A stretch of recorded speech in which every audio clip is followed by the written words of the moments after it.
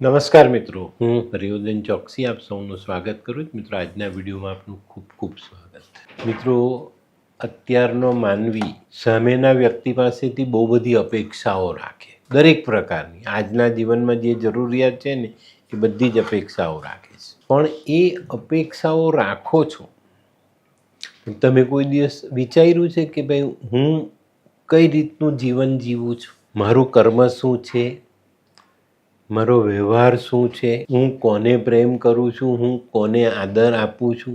વિચાર્યું છે? ના, એ તમારે વિચારવું નથી.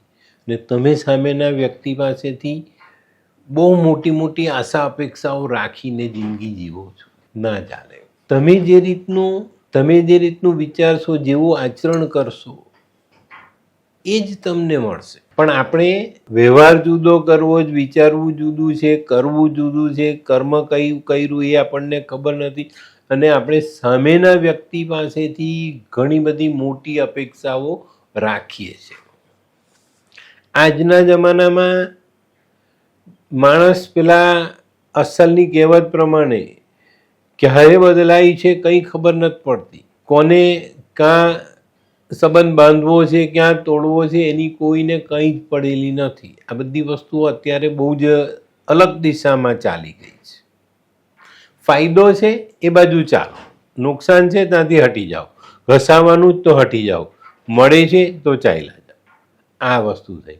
આના માટે છે ને એક બહુ સરસ વાત કહું તમને. એક પરિવાર હતો, એ વેકેશન પડ્યું ને આખો પરિવાર વેકેશન માણવા માટે એક પહાડી પ્રદેશમાં ચાલ્યો ગયો. કુદરતનું સાનિધ્ય હતું, કુદરતનો સાથ હતો, કુદરતી વાતાવરણ આહલાદાયક હતું.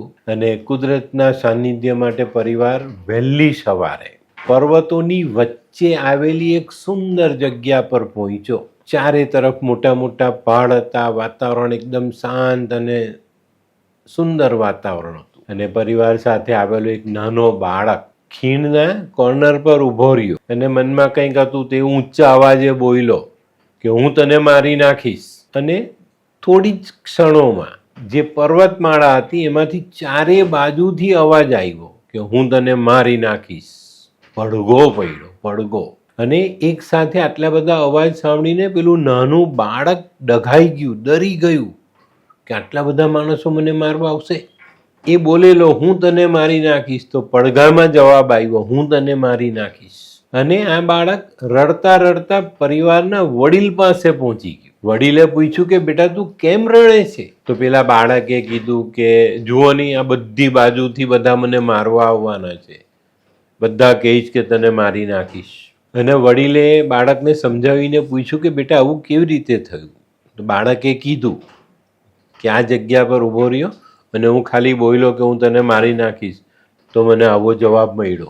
વડીલ અનુભવી હતા એટલે એને બાળકને કીધું કે બેટા તું ચિંતા નહીં કર, એક કામ કર, હવે તું ઊંચા અવાજે બોલ કે હું તમને પ્રેમ કરું છું. બાળક બોલ્યો ને ચારે બાજુથી પડઘા આવ્યા, હું તને પ્રેમ કરું છું, હું તને પ્રેમ કરું છું, હું તને પ્રેમ કરું છું. વડીલે કીધું એક વાક્ય બીજું બોલ, હું તમારું ધ્યાન રાખીશ. પડઘા પડ્યા, હું તમારું ધ્યાન રાખીશ, હું તમારું ધ્યાન રાખીશ. અને બાળક જે શબ્દ ઊંચા અવાજે બોલ્યો એનો જવાબ પર્વતમાળાએ પડઘા રૂપે આપ્યો. ચારે દિશાઓ બોલી ઉઠી કે હું તને પ્રેમ કરું છું, હું તારું ધ્યાન રાખીશ. અને આ સાંભળતા જ પેલો બાળક આનંદમાં આવી ગયો, આનંદથી ઉછળી ગયો. તો મિત્રો, આ નાનકડી વાર્તા પરથી આપણને ખ્યાલ આવવો જોઈએ કે આપણું જીવન પણ આપણા કર્મનો જ પડઘો છે. જેવું ઈચ્છીએ છે એવું આપવાની શરૂઆત કરો. ખુશી અને આનંદ જોઈતા હોય તો આજથી જ આ વસ્તુને વેચવાની શરૂઆત કરો. તરત જ તમને પડઘા રૂપે આ વસ્તુઓ મળવા માંડશે. તો મિત્રો, આપણે જીવનમાં જે જોઈએ છે ને એ ઘટનાઓ, એ પરિસ્થિતિ, એ આનંદ, એ ખુશી,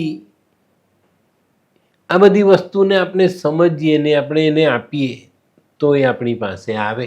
કર્મ એક એવી વસ્તુ છે કે જે તમે કરશો તો એનો પડઘો એટલો જ સુંદર આવશે.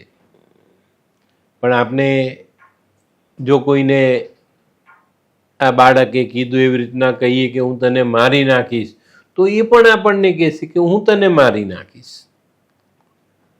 પણ બાળકે કીધું કે ભાઈ હું તમને પ્રેમ કરીશ, તમારું ધ્યાન રાખીશ, તો સામેથી પર્વતમાળાએ પણ એ જવાબ આપ્યો. તો આપણે આપણા જીવનને સુંદર બનાવવા માટે આવા કર્મના પડઘા પાડવા બહુ જરૂરી છે.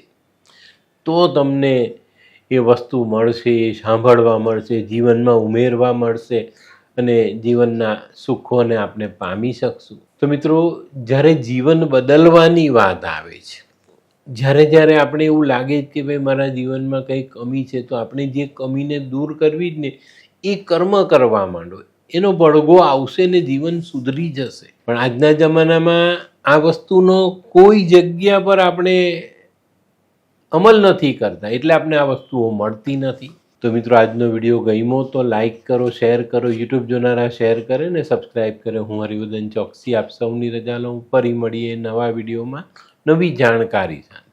તો ચાલો બદલીએ જિંદગી. નમસ્તે.